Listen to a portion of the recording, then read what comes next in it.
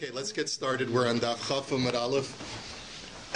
And like I said, we have a lot of ground to cover. Yesterday we talked about the case that's in the Brisa about Basar Kachim, where you find a needle inside the meat.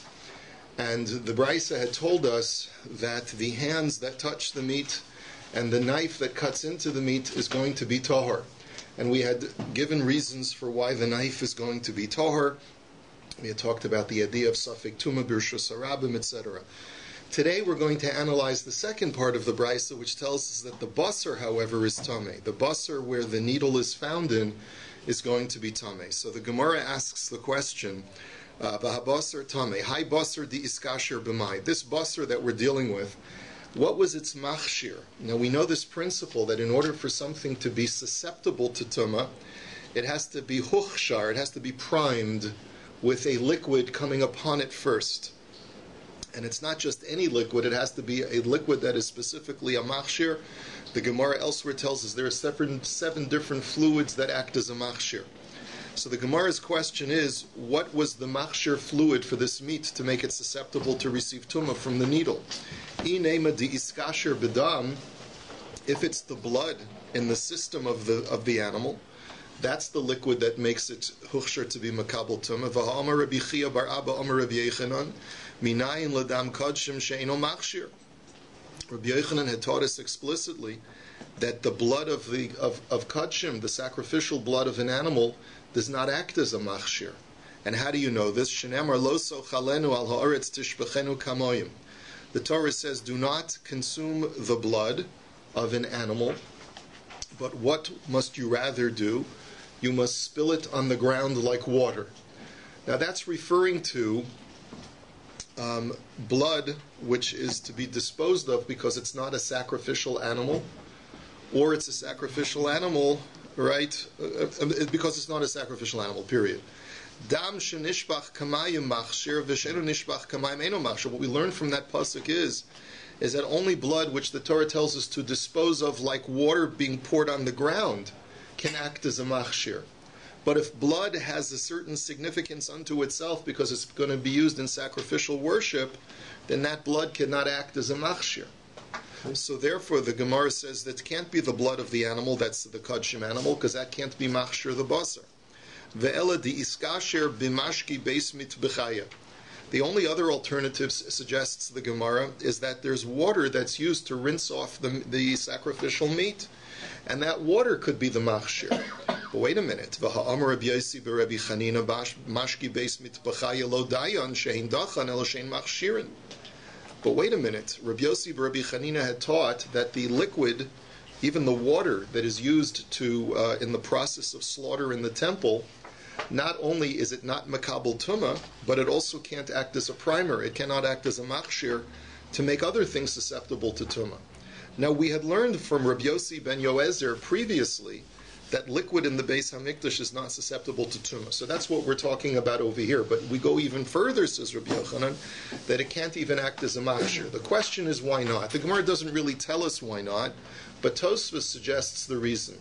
Tosfos suggests that only water that is mechubar, that is coming from a naturally occurring source, whether it's rainwater or whether it's from a body of water like a lake or a river, only those things can act as a machshir. But something that is in a bucket brought into a room is not mechubar lekarka anymore. That water cannot act as a machshir.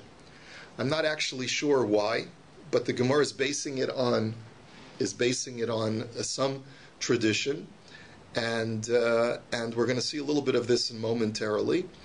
And it makes sense the opposite, because the mikveh stars here and the other bog.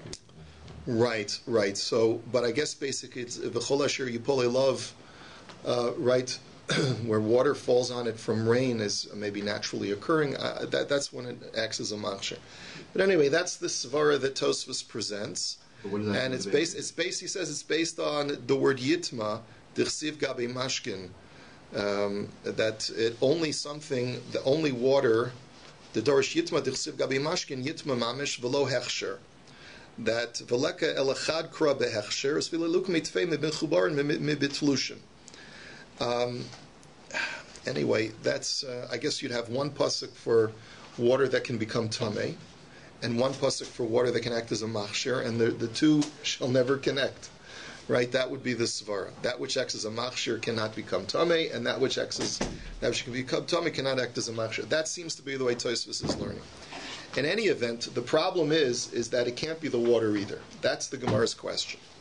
Ve'ela di iskasher b'chibas hakodesh.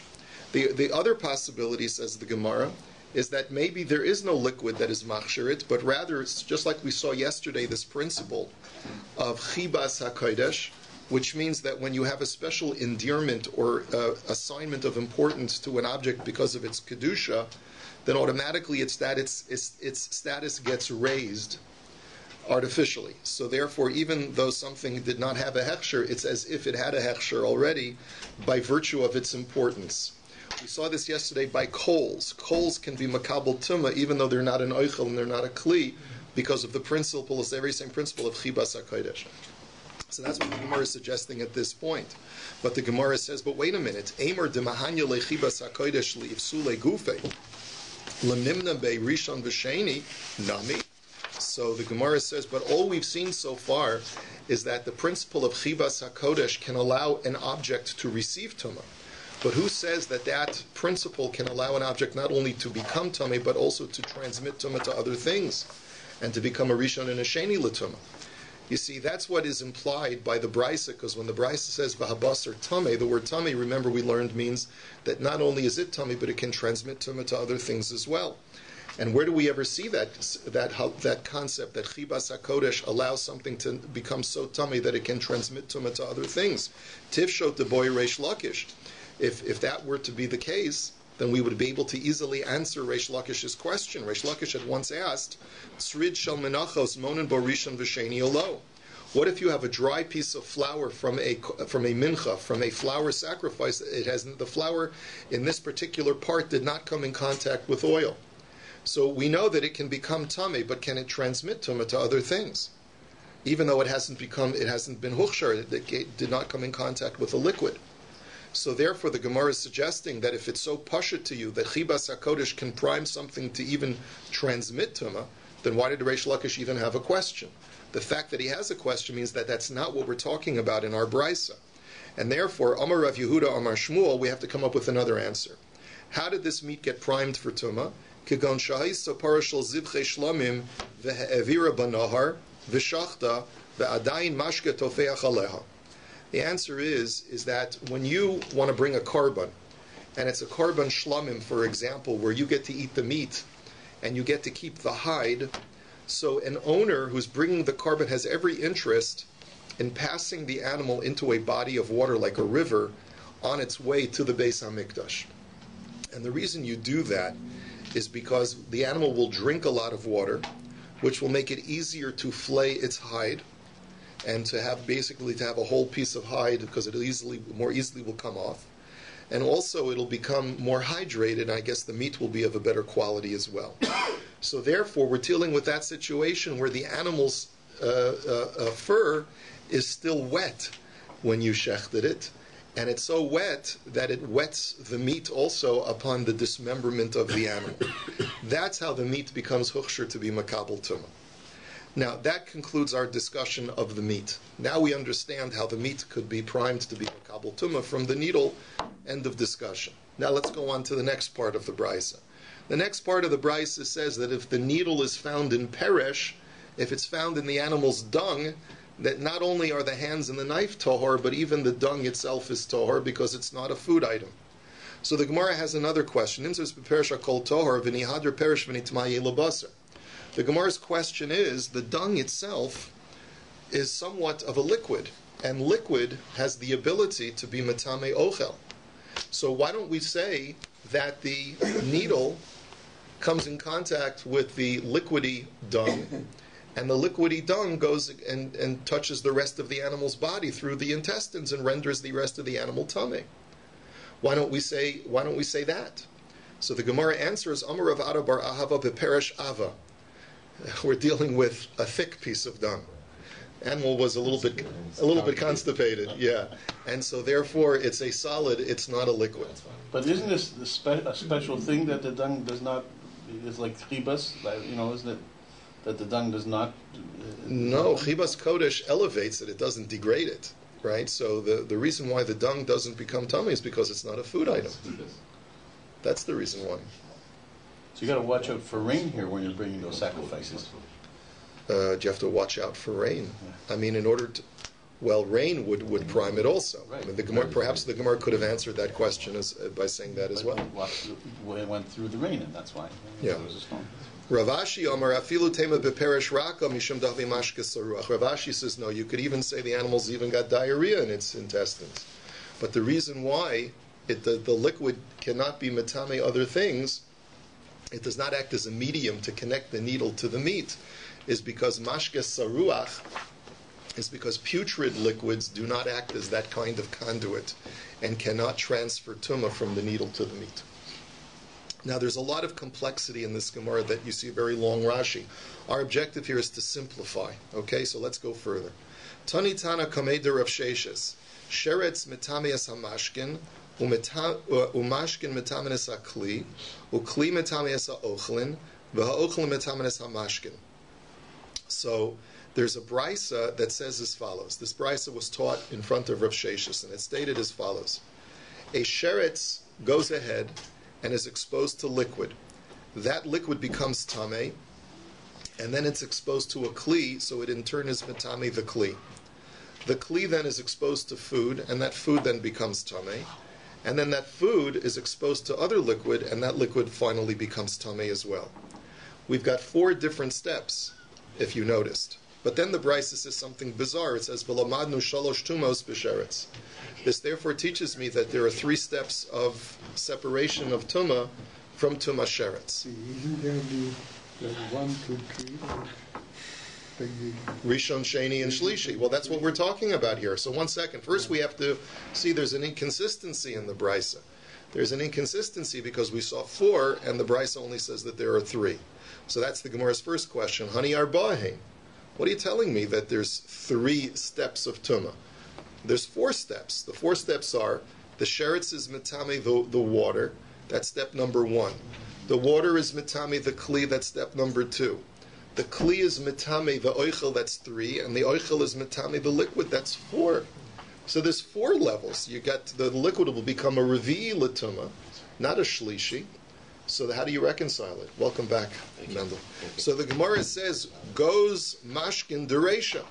So the Gemara says, you're right, there must be an error in this brisa. Some redundancy was accidentally inserted, and you have to remove the first time when it says mashkin. So it's not that the sheretz touched mashkin, liquid, the sheretz touched the kli directly. So now the kli is a rishon, the kli touches oichlin, the oichlin is a sheni, and then the oichlin touches liquid, and the liquid becomes a shlishi. So the Gemara says, if that's your concern, then adarabba goyz mashkin deseifa. Why don't you remove the second mashkin instead of the first mashkin, and understand that the process was the sheretz touches liquid, liquid touches a kli, and the kli touches oichlin. That's your 3. Why do you have to remove the first time mashkin is listed, remove the second time mashkin is listed? The Gemara answers very simply, because lo ashkechan tana da amar mashkin metamin kli ala Rabbi Yehuda v'hadarbe.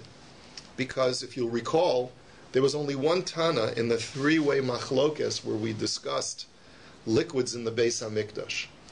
And Rabbi Yehuda was the only opinion of those 3 opinions who held that liquid in the Beis HaMikdash can transfer tumah midioraisa, and so much so that it can be metame a kli. And if you recall from yesterday's Gemara, from 2 days ago rather, Rabbi Yehuda later retracted, because we saw in another brisa that Rabbi Yehuda came off of this opinion. He retracted his opinion. So therefore the Gemara says it makes more sense to make this brisa consistent with the prevalent opinion that was never retracted than from opinion of one person that he eventually retracted, which was Rabbi Yehuda. And therefore, in other words, because if we were to learn it the other way, the sheretz is metame mashkin, and mashkin is metame a kli. The only person who holds that way, that a mashkin can be metame a kli, is Rabbi Yehuda, and he himself retracted from that position. So therefore it makes more sense to say that the sheretz touched the kli directly, the kli touches the ochlin, and the ochlin touches the mashkin. And v'simonech nazyasa. And the way to remember this, that it was sheretz touches kli, kli touches ochel, ochel touches mashkin, is remember beer. It's easy for you Canadians to remember beer, right? It's fitting. It's very fitting, because how do you manufacture beer? You get the barrel, then you put in the hops, and then you put in the water. So it's kli first, then oichel, and then mashkin. That's how you can remember this brisa. Because we're also familiar with this process. No, you just drink it. It comes in a bottle. You have to be drunk. Anyway, so that's the point. Now Rashi just tells us something very interesting. Rashi tells us that this brisa goes according to Rabbi Akiva. That the import of this brisa is to tell me that there is a 3-step process of tumas sheretz, even with chulin, that you can have a rishon, a sheni, and a shlishi with chulin. Who holds that way? There's only one Tana that holds that way, and that's Rabbi Akiva. That's what Rashi suggests, based on the nondescript nature of this brisa, which implies that it's talking even about chulin. Anyway, let us go on. Tanan Hasam. We learn in another Mishnah. Sheretz shenimsa b'tanur hapasha b'socho shniya mipnei shehatanur techila. So there's another Mishnah that talks about issues of rishon, sheni, and so forth. It says that when you have a sheretz that is found in an oven, if there is a loaf of bread that is baking in the oven at the same time that the sheretz is in that oven, but the sheretz and the bread never touch, they're just inside the oven at the same time, the bread will become tameh, but it'll become a sheni l'tumah, because we view the walls of the oven completely, which have become tummy through the sheretz, completely filling the airspace of the oven, and therefore it's as if the bread is touching the walls of the oven, which have become tummy through the sheretz, and therefore the walls of the oven are a rishon l'tumah, and the bread, which is considered to be touching the walls of the oven, becomes a sheni l'tumah. So Amar lei Rav Ada bar Ahava l'Rava v'nechsi l'hai tanur kaman demali tumah dami. So he asks a very legitimate question. The question is, look, we know that there's a halacha that when you tie a sheretz to a string and you lower it into a kli, the entire kli becomes tameh, even though the sheretz never touched the kli. What does that tell you? It implies that it's as if the sheretz fills up the entire airspace of the kli, so that it's considered to be touching the kli. If a sheretz is considered to be filling the entire airspace of this oven, then it should be like the bread is touching the sheretz directly, and the bread should therefore become a rishon l'tumah, not a sheni l'tumah.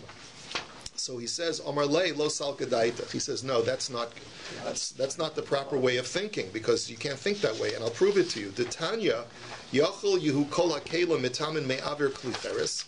The Brisa says, you might think that it's possible for kalim to become tameh when they are inside an earthenware vessel. Now let me just explain what this means. If you have an earthenware vessel, and you have, let's say it's a large barrel, and you have a smaller utensil, like a small jug, inside a metal jug or a wooden jug inside that barrel, and then you lower a sheretz inside. The question is, now the sheretz does not go inside the smaller vessel, it's only on the outside of the smaller vessel, but it's contained within the same larger vessel. You might think that kli becomes tameh because it's in the same container as the sheretz. Talmud lomar kol asher b'socho yitma. So to dispel that, the Torah says, no, anything that is inside the kli cheres, when the sheretz is inside, shall become tameh. And v'samach lein, right after it, the words are in the Torah, mikol ha'ochel, that all food. So the Torah limits the things that can become tameh in a container where there's a sheretz to food only, and not to kalim. Ochel mitame me'aver kli cheres, ve'ein kol ha'kelim mitamin me'aver kli cheres. Only food can become tameh when it's inside a kli cheres that a sheretz is lowered into, but not kalim. Now why is that? The answer is very simple, because even though a sheretz can be mitame a kli, but one kli cannot be mitame another kli. You see from the very mechanics of the way the Torah describes this process that it is the walls of the kli that are considered to be filling the airspace of the vessel, and it's not that the sheretz is considered to be filling out the entire airspace of the vessel, but rather the walls fill in. And that's why the walls of the kli become tameh, because they fill in their airspace. And as a result, If you have another kli that's in there, it can't become tummy because ein kli metame kli. One kli cannot be metame another kli.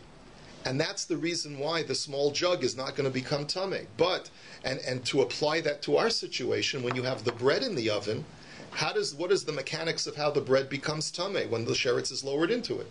It's not that the sheretz is considered to be filling out the entire airspace, but rather the walls of the kli which have become tummy from the sheretz considered to be filling in the entire airspace, and therefore the bread becomes tummy from the walls of the kli to render it a sheni, and not from the sheretz itself, which would render it a rishon. Okay? QED. If it were, for example, pastry, a cake, in a pan, Yes. would the cake become tummy and the pan would not? Well, the pan is in the oven. The pan is in the oven. Oh, the pan is in the oven? Yes. So that's the whole point, precisely. That the pastry would become tummy, and the pan would not become tummy, because the pan is not touching, is only exposed to the walls, and the walls cannot be metame. The food would become a sheni, and the sheni latuma cannot render a kli tummy. Right. Okay, let us go weiter. Rav Chisda Rami Pischa Umishani. Now, I just want to point out, Chazal were brilliant. They know that we've gone through several pages of difficult discussions of Tum and Tahara. So the last amud of our perek, which is going to conclude our discussion, is going to be one big review. It's going to be a big chazara now of a whole bunch of things that we've learned in the past. So the Gemara says Rav Chisda raises a contradiction of two mishnayos or two brises that talk about the laws of Pesach. Now, just to be able to remember our context, we have to go back all the way to DAF Yud Dalid for just a moment, where we started our Mishnah. And on DAF Yud Dalid, we had seen the position of Rabbi Meir. Rabbi Meir had said that it is permitted on Erev Pesach to burn Tohar Truma together with Tamei Truma, thereby exposing the Tohar Truma to Tumah. He said you're allowed to do that because you're in the process of destroying it anyway, so you no longer have to preserve its sanctity, its purity. He had brought the raya from two statements. One was from a raya from Rabbi Chanina Skana Kohanim, and the other one was from Rabbi Akiva.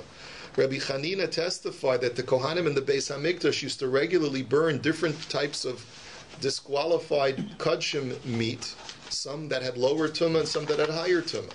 And Rabbi Akiva similarly testified that it was standard practice for the Kohanim to incinerate truma that had a lower level of tumah in a lantern that was perhaps an avha tumah. So you see that you can mix and match even when you have lower levels and higher levels of tumah, which caused Rabbi Meir to extrapolate that you can even burn tohar truma together with tamei truma. Rabbi Yossi had challenged Reb Meir, and he had said, no, in both of those cases, you're dealing with two things that are tamei, albeit on different levels, but nevertheless, they're both tamei. Here you're dealing with something that's completely tohar, with something that's completely tamei. And furthermore, he said that even Rabbi Eliezer and Rabbi Yehoshua both agree that the most that you'd be allowed to do, according to Rabbi Yehoshua, would be to burn tluya with tameya. The term tluya is a term that's used for safek tuma when you're dealing with truma. It's a safek, whether it's tamei or tohor, and it's truma, so we call that tluya. You have to let it sit and do nothing with it. He says the most liberal position is Rabbi Yehoshua, who says that you're allowed to burn tluya with tameya, but never that you can burn completely tohor with tameya. And Rabbi Eliezer is even more machmir, and he says you can't even burn tluya with tameya, only tamei with tamei. That's the gist of the Mishnah, just as a quick review. So now the Gemara says we have a stira in Rabbi Yehoshua. And the stira is as follows. Umeshani, and he's going to answer the stira. Mi Omer Rabbi Yehoshua shtein ke'echas. Since when did Rabbi Yehoshua say that Tluya and Tameya have the same status? Or a minhu? Let's raise a contradiction. Omer Rabbi Yossi ein hanidon dom l'raya. That Rabbi Yossi challenges Reb Meir, and he says, you, Reb Meir, want to be able to adduce that you're allowed to burn tohar truma with tamei truma from the statements of Rabbi Chanina and Rabbi Akiva. That's not, and they're not analogous cases, because k'sheheidu raboseinu al moheidu im alabaster shenitma bivlada tuma shesorfen osam eboser shenitma ba'ava tuma zet tamei v'zet tamei. Rabbi Chanina Skana Kohanim was talking about burning two different kinds of kudshim meat that are both tamei. One is a lower level of tumah, one is a higher level of tumah. But at least they're both tamei. And furthermore, im ala shemen shenifsal b'tful yom shemadliken oso b'ner shenitmin b'tmei meis zeh posel b'zeh tameh. And furthermore, Rabbi Akiva's testimony, which was that you can burn truma or truma oil, which was made tameh by a tful yom, so it's only, let's say, a shlishi l'tumah, and you can burn it in a lantern that became tameh through an avatuma. So fine, that too. Two different levels of tuma. One is puzzle, which means it doesn't have the ability to be matame other things, and the other one is tameh. But at least they're both tameh, right? At least they both have tuma on them. But af anumodim b'truma shenitmes b'vlada tuma shesarfen asoim truma shenitmes ba'avatuma. I would therefore agree with you if you were to adduce from those two cases that you can burn two different kinds of truma together. One is a lower level of tuma and the other one is a higher level of tuma. I would agree with you that that's perfectly legit. But I hold that you cannot adduce from there anything more. Not only can you not adduce from there that you can burn tahor truma with tameh truma, but you can't even burn teluya with tameya from there. Why? Because Shema Yovu Eliyahu via Taharin. Because maybe Eliyahu Hanavi will come along and tell us that the truma teluya is actually tahor. Because basically what teluya means is that we don't know if it became tameh or not. And what if it is tahor? What if Eliyahu Hanavi comes and tells us, Oitake, it's tahor? Then it turns out that we're burning tahor with tameh. So therefore, you see, what is in this brisa, what Rabbi Yossi is suggesting is that everyone agrees that you're not allowed to burn teluya with tameya. And here he doesn't represent an opinion of Rabbi Yehoshua as permitting you to burn teluya with tameya. Whereas in our Mishnah, at least he has the ability to distinguish between Rabbi Yehoshua and Rabbi Eliezer. He says Rabbi Yehoshua says you are allowed to burn teluya with tameya, and Rabbi Eliezer says you cannot. But over here it's mashma that he's saying that according to everyone you cannot burn teluya with tameya. So that's the kasha. How do you reconcile it? So the Gemara says, Ha umeshani. So he answered as follows. Reb Chisda answers as follows, and he says, Ha Reb Shimon va'aliba de Reb Yehoshua, Ha Reb Yossi va'aliba de Reb Yehoshua. There's a machlokas tanoim as to what Rabbi Yehoshua's shita actually is. Our Mishnah is of the opinion, it goes like Reb Shimon, who says that according to Rabbi Yehoshua, you are allowed to burn teluya with tameya. But Reb Yossi holds that according to Rabbi Yehoshua, you're not allowed to burn teluya with tameya. The Tanya, and I'll show you from a brisa. Yudalit shechalios b'Shabbos mevarin es hakol melifnei haShabbos. That when the 14th of Nisan falls out on Shabbos, so you can't do bir chametz on Erev Pesach, so you push it back to the 13th, which is a Friday. V'sarfin trumos tameyos teluyos utaharos divrei Reb Meir. So Reb Meir says that you're allowed to burn all types of truma together. You can burn tohar truma together with tluya truma together with tamei truma. You can all burn it all together because, like Reb Meir is lishita, so in our Mishnah, who says that there's no longer any requirement to protect the tahara once you're destroying it. Rabbi Yossi Omer tahora bifnei atzmo, tluya bifnei atzmo, tumeya bifnei atzmo. And Rabbi Yossi says no. I hold that you have to burn the tohar by itself, the teluya by itself, and the tameh by itself. So you see that Rabbi Yossi clearly holds that no one would hold that you can burn teluya with tameya. And Amar Reb Shimon, and here's Reb Shimon, who's the third opinion, and he says no. It depends. It's a machlokas. Lo nechlaku Rabbi Eliezer v'Rebbi Yehoshua ala tor v'al tameya she'ein sarfin. Everyone agrees, both Rabbi Eliezer and Rabbi Yehoshua agree, that you cannot burn tohar with tameh. That we know for sure you cannot do. Ala tluya v'ala tahora shesarfin. They both agree also that you're allowed to burn tluya with tahora. Now that's not necessarily so intuitive, that you can burn teluya with tahora. Why? What about the fact that you may be exposing the tahora to a safek tuma? Maybe it is tameh. So Rashi explains that the reason why even Rabbi Eliezer is liberal over here, that you can burn teluya with tahora, is because the teluya, the truma that's a safek tuma, has a chezkas tahara. It has a chazaka of being tahor. There's an assumption that it is tahor because we don't know for sure that there was exposed to tuma. So based on that chazaka, we're allowed to assume that it's tahor, at least for the purposes of burning these two types of truma together. Alma nechlaku. What is the machlokas between Rabbi Yeshua and Rabbi Eliezer? Ala tluya v'ala tameya. It's on when you want to burn tluya truma together with tamei truma. Rabbi Eliezer Omer Tisarv Zuba Atzma v'Zuba Atzma. The Rabbi Eliezer says they have to be burned separately because maybe the tluya is tahor. And Rabbi Yeshua Omer Shtein Ke'achas. Rabbi Yeshua says you can burn them together. Now you may recall back in the foggy recesses of your memory that the basis of the machlokas between Rabbi Eliezer and Rabbi Yehoshua had to do with the pasuk of es mishmeres terumosai. That the machlokas was, the word mishmeres means that you have an obligation to watch over truma to prevent it from becoming tamei, and the word terumosai is read in the plural, which means there are two types of truma that have to be watched over. So Rabbi Eliezer says the two types of truma are truma tahora and truma teluya. And therefore there's an obligation to watch over the truma teluya to make sure that it's not exposed to tumah. Rabbi Yehoshua disagrees. And he says that you read it as mishmeres terumasi, which means there's only one type of truma that has to be protected from tumah, and that's when it's vaday tahor. But when it's safek tahor, safek tamei, when it's teluya, you are no longer required to protect it from exposure. Now the Gemara says, so basically, that answers our question. There's a machlokas between Rabbi Yossi and Rabbi Shimon. Rabbi Yossi says there's no machlokas. Everyone agrees that you cannot burn teluya with tameya.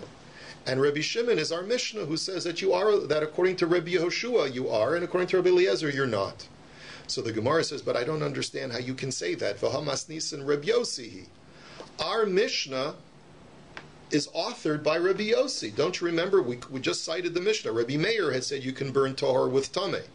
Comes along Rabbi Yossi in our Mishnah and says, how can you say that? The most liberal position is Rabbi Yehoshua, who says that you can burn teluya with tameya, but not tahor with tameya. So clearly you see that Rabbi Yossi is the speaker in our Mishnah. How can you therefore say that Rabbi Shimon is the author of our Mishnah and Rabbi Yossi holds that according to Rabbi Yehoshua you cannot burn teluya with tameya, if Rabbi Yossi is directly quoted in our Mishnah as saying that according to Rabbi Yehoshua you may burn teluya with tameya? The Gemara answers Hachikamar. What it means is as follows: Rabbi Yossi, Hachikamar Rabbi Yossi Rabbi Meir. What Rabbi Yossi was saying to Rabbi Meir was as follows: Afilu Rabbi Shimon baliba de Rabbi Yehoshua de mekel ki mekel betuluya tameya bal b'torah tameya lo. That he was saying basically like this: Lididi, according to me, nobody holds that you're allowed to burn teluya with tameya. But even according to my counterpart Rabbi Shimon, who learns that according to Rabbi Yehoshua you're allowed to burn teluya with tameya, that's the most liberal position. But not even Rabbi Yehoshua, according to Rabbi Shimon, would agree that you're allowed to burn tahor with tameh. That's the way that you'd have to understand the Mishnah according to the way that we're explaining the steer and the brises, to reconcile the two brises. Okay, this is really far out, but if it's far out, then please don't. But I think it's relevant. So, okay. In this brisa here, we're talking about disposing it just before Shabbos. Now, that could have something to do with Tluya, because we know that Eliyahu is only going to come on a Friday, right? No, won't come on a Friday. Eliyahu does not come on Friday because of Tircha. He's not going to come on. So it's not like Moshiach who's going to come on a Friday. No. Well, okay, because that's what I thought. Maybe because you're preparing on a Friday, therefore you're talking about Tluya, and you can't do that. I said it was far out. Okay. Why didn't the Gemara answer that before? It says Shema Yavo Eliyahu v'Yitarim. Eliyahu's not coming on Erev Yom Tov, so he can't be retired on that day, on Erev Pesach. So you want it? So there's something to it. So the question is, but Eliyahu is not going to come. So therefore, it shouldn't be a problem. Right. I don't think that he means to say that Eliyahu is literally going to come. But what he means to say is that, in theory, if Eliyahu Hanavi were here, he would indicate to us that it's really Torah. Okay. So it's not so far out. Hi, it's not so far out. Okay. You're far out. Far out, dude. Okay. Rabbi Yossi b'Rabbi Chanina Rami Truma Apischa Umeshani. So Rabbi Yossi b'Rabbi Chanina he also brings a stira, but not between two brises that deal in Hilchas Pesach, but one brisa that deals in Hilchas, or one Mishnah that deals in Hilchas Pesach, and the other one deals with Hilchas Truma. What's the stira? Mi Omer Rabbi Yehoshua Shtein Ke'echas. Since when does Rabbi Yehoshua say that Tluya and Tameya are like the same and can be burned together? Or a minhu, let's raise a contradiction. Chavish shel Truma shenolad basafek Tuma. If you have a barrel of Truma, and there's a suffix now, whether, let's say, a person whose tummy walked past it, and we don't know whether he touched the contents or not. So Rabbi Eliezer Omer im haisa munachas b'makam hatorfa yanichena b'makam hamutzna v'im haisa magula yechasena. Rabbi Eliezer l'shitaso says you still have an obligation to protect the tluya truma, and therefore, if it was in if the barrel is an exposed area, you have to put it into a more protected area. If the barrel is uncovered, you have to cover it. And Rabbi Yehoshua Omer im haisa munachas b'makam hamutzna yanichena b'makam hatorfa v'im haisa mechusa yagalena. And Rabbi Yehoshua says, no, you no longer have an obligation to protect it, and therefore, if it's in a protected area, you can even bring it to an exposed area, and if it's covered, you're allowed to uncover it. Because Rabbi Yehoshua basically says, you no longer have an obligation to protect it, and you can do whatever you can to expose it to tumah if you like. However, grama in biyodayim lo. But the most that Rabbi Yehoshua permits is for you to passively expose it to tumah. But to actively take tumah and stick it to the truma, that Rabbi Yehoshua does not permit. He only permits what's called al yedei grama, through an indirect way or a passive way of exposing it, but not to actively expose it to tumah. So the Gemara says, you see from here that Rabbi Yehoshua would not allow you to burn tluya with tameya. So the Gemara answers, Umeshani harab Shimon aliba de Rabbi Yehoshua, harab Yosef aliba de Rabbi Yehoshua. The same answer. One is Rabbi Shimon, who says that according to Rabbi Yehoshua, you are allowed to burn tluya with tameya. And the other is Rabbi Yossi, who says that no one, even Rabbi Yehoshua, does not permit active exposure to tumah, but only passive exposure or grama exposure to tumah. And that's the way you'd reconcile the brisa with the Mishnah. Okay. Now we have a third Amora, Rebbe Lazar, Rami Truma Umeshani. He sees two brises in Hilchos Truma that contradict each other in Rabbi Yehoshua, and he's able to reconcile them. Mi Amar Rabbi Yehoshua grama in biyodayim lo. So based on that latter brisa, who says that Rabbi Yehoshua only permits you to passively expose truma to tuma, truma tluya to tuma, and not actively? I'll show you an example where even actively he permits, because uraminhu chavish al truma shenishbara begasa elyona v'tachteha chulin tamein.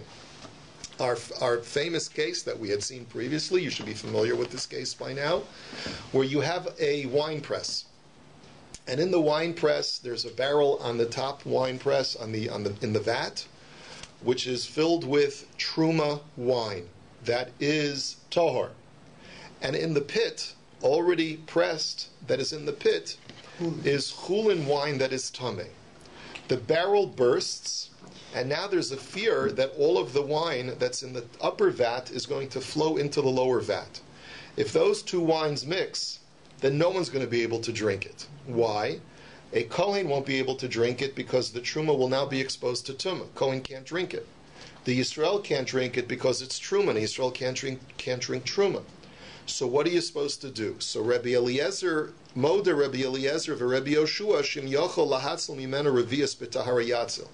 They both agree that if you have time to fetch a Tohar Kli, so that you can catch the leaking liquid from the barrel before it goes, at least the revius, before it goes down to the pit, then that's the preferred method. But what if you can't? The imlav, what if you don't have the ability to fetch a tohar utensil? There's no time, right? So then Rabbi Eliezer Omer teredu tatame valyatame enabiyat. All you have time for is to fetch a tame utensil to block the flow of the wine. Are you allowed to do that or not?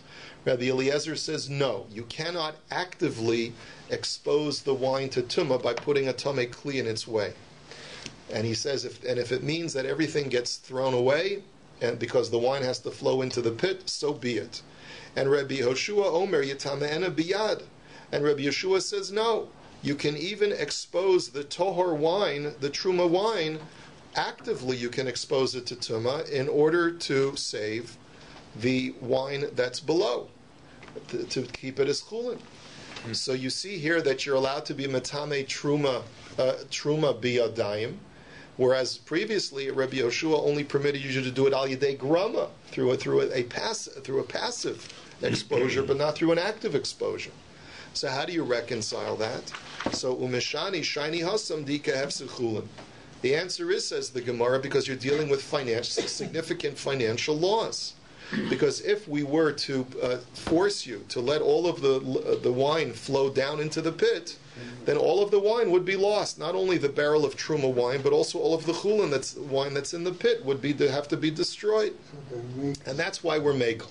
So basically, when there's a hefsid, we're makel to allow you to do it biyadayim, actively. But when there's no hefsid, when there's no large financial loss, then we only allow you to do it passively al yedei grama. So the Gemara now says, Maskif la rava, masnisanami ika hefsid eitzim. So the Gemara says, well then by that argument, our Mishnah too, you should be allowed to actively burn truma tahora with truma tameya, like Reb Meir says, because of the hefsid factor, of the fact that by forcing you to burn them separately, you're going to have to get 2 sets of firewood instead of only 1 set. We had asked this question previously. You should remember this question. The answer, says Abaye, is that there's a difference in financial loss. There's only a small financial loss by requiring you to get another pile of twigs. But there's a much larger financial loss when we cause you to lose the entire vat of wine. That's where Rabbi Yoshua is liberal, but not in a case where there's just a small financial additional investment of having to get another set of twigs. By the way, the Gemara previously had said Amrle Hahu Saba, that an elder had answered this question, and here it tells us that Abai had answered this question. I don't know why there's a change in the author. So now the Gemara asks the following question: how do you know that we make this distinction between large financial losses and small financial losses, to say that the halacha will change? The Tanya, chavish shel shemen truma shenishmara begasa elyona v'tachtona chulin tameya, because we have another brisa which has the exact same case as the wine, where you have a barrel of truma, and in the bottom, in the pit, is chulin, that's tamei. But here, instead of wine, we're dealing with oil. And so the oil that is truma, that is tohar on top, bursts, the barrel bursts, and you're about to see it all flow into the pit of tamei chulin in the bottom. So Moda Rabbi Eliezer, Rabbi Yehoshua, Shem Yachol Lahasl Mimena Revias B'Tahara Yatzil, V'Imlav Terei Dutatame Valyatame Enabiyat. So both Rabbi Eliezer and Rabbi Yehoshua agree that in this scenario, if you cannot fetch a tohar kli to save a revius of oil from the bursting barrel, then you do not have permission to take a tamei kli and proactively make the oil tamei. Even Rabbi Yehoshua agrees that you have to let the oil flow into the pit and all of it will be destroyed. So Maishna Shemen, so why is the case of oil different from the case of wine? What makes the two different? Answers the Gemara, it's very simple. Deroy lahadlik. The answer is because oil has multiple uses. Oil is basically just as valuable to me if I can use it as a fuel as if I can use it as a food. And therefore, the fact that this truma will flow into the pit and become tamei does not preclude the Kohanim from using it. They can still use it as a fuel, because you can still be neheneh from tamei truma, you just can't consume it. You can't eat it. So therefore, the reason why Rabbi Yoshua is more machmir here is because you don't have the hefsid meruba, you don't have the large financial loss, you only have a minor financial loss of converting the truma into the chulin into truma, and only permitting it to Kohanim. So you'll sell it to the Kohanim, fine. But since there's no large financial loss of it all having to be thrown away, that's why we don't permit you to be metame the oil biyadayim. So the Gemara says, but wait a minute, yayinami roy leziluf. But why can't you make the same argument with wine? Even when wine becomes tamei and it can no longer be consumed because it's truma, you can still use the wine as a ziluf. Now, a ziluf means sprinkling.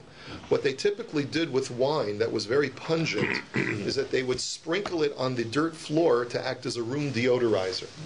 So that wine also has a utility, even though you can't drink it. So the Gemara says, "V'chi tema ziluf lav milsehi." Maybe you'll tell me, come on, sprinkling wine instead of drinking it? That's a waste of good wine. And not only that, but you don't need expensive wine to sprinkle on the ground. You can use any, Thunderbird wine to sprinkle on the ground. You don't need expensive wine. So, come on, that's not a real, that's not considered to be an alternate use for expensive wine. So the Gemara says that's not true. Because v'ha'amar Shmuel mishum Rabbi Chia shoysen milug b'sela umizalfin milug b'shtayim. That Rabbi Chia had said that quite often the wine that you drink is half as expensive as the wine that you use for ziluf, for sprinkling. And there's a very logical reason for that, because wine that you drink at every meal doesn't necessarily have to be pungent and very strong.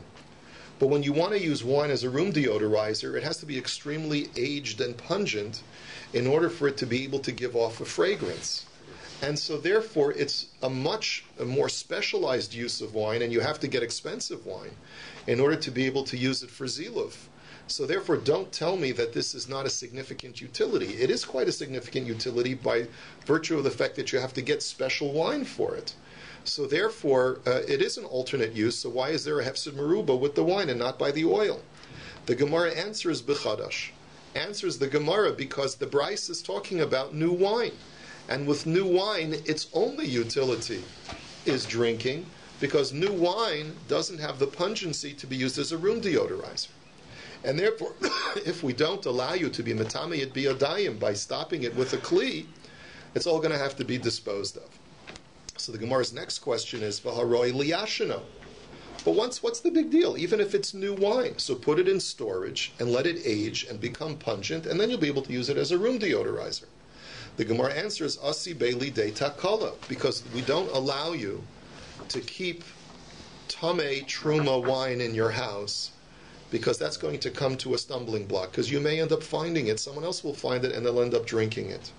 So the Gemara says, okay, but fine, but by that argument, Shemenami Asi Beili De Takala, aren't you worried about the oil? If you're telling me that you're allowed to keep oil in your house that's Tamei Truma in order to use it as fuel, why don't you worry that by letting you keep it in your house, you're going to come to a stumbling block because someone will inadvertently consume it and eat it instead of using it as fuel? Answers the Gemara, Deramile Bichli Mos. Because with oil that's to be used as fuel, you can put it into a yucky earthenware vessel that's dirty and grimy. And as a result of its dirtiness and griminess, it'll spoil the oil for being used in your salad dressing. And therefore people will refrain from eating it. They'll only use it as a fuel.